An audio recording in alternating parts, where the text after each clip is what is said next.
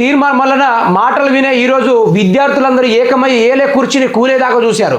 మరి తీర్మానం వలన ముచ్చట వినే ఎక్కడో పడుకున్న కాంగ్రెస్ పార్టీని ధ్వజస్తంభం లెక్క నిలబెట్టి ఈరోజు అధికారంలో కూర్చోబెట్టి ప్రజలతోటి నానా కష్టాలు కన్నీరు మున్నీరు అవుతున్నా కూడా పట్టించుకోకుండా ఆయన స్టూడియోలో కథనరంగాన్ని నడిపించుకుంటున్నాడు తీర్మానం. మరి అదే విద్యార్థులు ఆ రోజు నువ్వు చెప్పిన మాటలకే ఈరోజు మేము బీఆర్ఎస్ పార్టీని దింపేసి కాంగ్రెస్ పార్టీని అధికారంకి ఇస్తే జియో 46 గురించి మాట్లాడకుండా సీఎం రేవంత్ రెడ్డి దూరం దూరం తిరుగుతున్నాడని ఈ సమస్య పైన తీర్మానం దగ్గరికి వెళ్ళి మాట్లాడదామని విద్యార్థులు స్టూడియో దగ్గరికి వెళ్తేనట బౌన్సర్లను పెట్టించి మరి కొట్టించి దూరం పంపించాడట. మళ్ళీ దానిపైన ముచ్చట్లు మాట్లాడాడు తెలుసా. మీరు చక్కగా చదివితే మీకు ఎందుకు నౌకర్లు రావరా బై అనుకుంటే మాట్లాడట మన మల్లిగాడిని దేంతో కొట్టాలంటే విద్యార్థులు అందరు కలిసి ఏలే కూర్చుని కూలేదా కాదు. ఇప్పుడు ఇంత పొట్ట తీసుకొని పొద్దున్న లేస్తే బీఆర్ఎస్ పార్టీ పైన దుమ్మేసుకుంటాడు చూడు.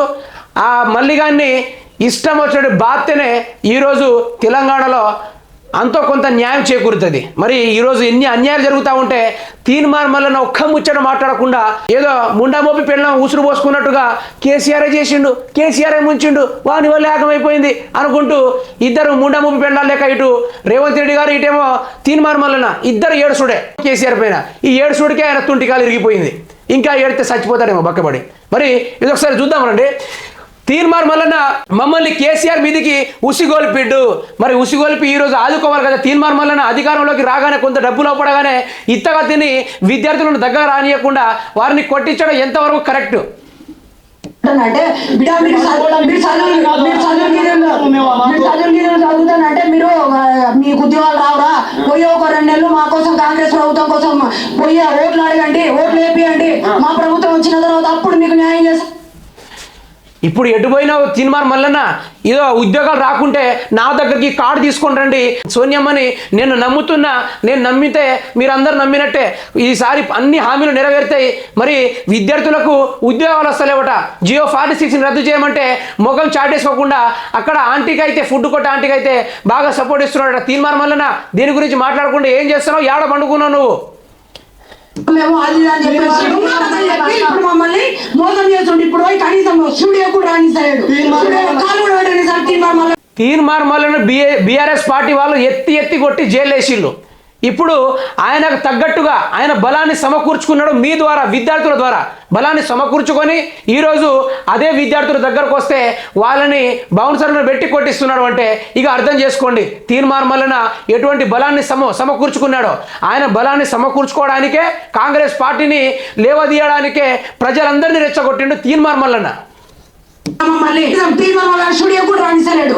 మా పరిస్థితి ఏంటి? మేము ఎవరు చెప్పుకోవాలి? మేము ఇన్ని రోజులు నేను చేపిస్తా అని విద్యార్థుల వెంట తీసుకొని వచ్చి ఉసుకొల్పి మమ్మల్ని కేసులు పాలు చేసి ఇప్పుడు ఆ కేసులు అవే కేసులు అట్లనే పెట్టేసి వీళ్ళు విద్రోహ శక్తులు, రాజద్రోహ దీక్షలు, దేశద్రోహులు అని చెప్పేసి ఆ కేసులను అట్లనే పెట్టేసి మమ్మల్ని మభ్య పెట్టి మా పొట్ట కొడుతున్నాడు. ఈ రోజు వాళ్ళకి ఇప్పుడు ఎమ్మెల్సీ ఎలక్షన్స్ కి ముందుకు వస్తున్నాడు. విద్యార్థులందరినీ ఉసిగొల్పి ఈరోజు చల్లగా కూర్చొని స్టూడియోలో కోట్ల రూపాయలు నీ స్టూడియోకి అయితే తెప్పించుకున్న తీర్మానం వల్ల కాంగ్రెస్ పార్టీకి భజన కొట్టడానికి.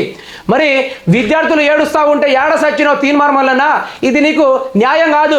వాళ్ళ ఉసురు దాగి ఇప్పుడు ఎమ్మెల్సీ ఎలక్షన్ల కోసం మళ్ళీ ఇంకో నాటకం ఆడుతున్నారని ఇదే విధంగా ఆంధ్రప్రదేశ్లోని జగన్ మీటింగ్ పెడితే ఉద్యోగస్తులు నిరుద్యోగులు అందరూ కలిసి చెప్పులతోటి తరిమి కొట్టిళ్ళు జగన్ని. ఈరోజు అదే దుస్థితి తెలంగాణలో ఏర్పడుతుంది. తెలంగాణ ఏర్పాటు అవుతుంది. మీరు చూస్తూనే ఉండాలి. మరి తీర్మానం వలన ఈ విధంగా ఉసిగొల్పి మరి విద్యార్థులు తెలంగాణ రాష్ట్రాన్ని జయించడానికి ముందున్న ఇదే విద్యార్థులు వారిపైన దేశద్రోహులని, రౌడీ విద్యార్థులని కేసులు బనాయించి వారిని లోపలికి నెట్టిస్తున్నారు. మరి అధికారం రాకముందు సంకల్ నాకిలు గారబోయి విద్యార్థుల సంకల్ నాకిలుగా స్టూడియోకి పిలిపించి అన్ని చేయించి వాళ్ళ సంకల్ నాకి ఇప్పుడు షేదుగా అనిపించేసరికి వాళ్ళని దూరే పెట్టేసాడు. ఎంత వాస్తవానికి కరెక్ట్ కాదు మల్లన్న. ముందే చెప్తున్నా, నువ్వు ఇకనైనా మానుకో, విద్యార్థుల పక్షం మీద ఉండి మాట్లాడడం నేర్చుకో.